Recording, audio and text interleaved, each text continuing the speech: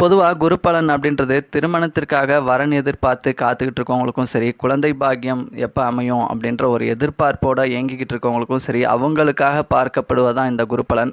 பொதுவாக எந்த ஒரு ராசிக்கு 2, 5, 7, 9, 11ஆம் இடங்களில் குரு வந்திருக்கிறாரோ, ஸோ அந்த ராசிகளுக்கு மட்டுமே குரு பலன் பெற்ற ராசிகள் அப்படின்னு சொல்லுவாங்க. அதன் அடிப்படையில் இந்த 2026 குரு பயிற்சி அப்படின்றது மிதுன ராசிக்கு 2ஆம் இடத்துக்கு குரு வந்திருக்கிறாரு. ஸோ குரு பலன் பெற்ற ஒரு ராசியாக சொல்லலாம். அடுத்தது கன்னி ராசிக்கு 11ஆம் இடத்துக்கு குரு வந்திருக்கிறாரு. ஸோ கன்னி ராசி குரு பலன் பெற்ற ஒரு ராசி. விருச்சக ராசிக்கு குரு 9ஆம் இடத்துக்கு வராரு. ஸோ விருச்சகம் குரு பலன் பெறக்கூடிய ஒரு ராசி அப்படின்னு சொல்லலாம். மகரம் ராசிக்கு 7ஆம் இடத்துக்கு குரு வந்திருக்கிறாரு. ஸோ மகரம் குரு பலன் பெற்ற ஒரு ராசி அப்படின்னு சொல்லலாம். மீனம் ராசிக்கு குரு 5ஆம் இடத்துக்கு வராரு.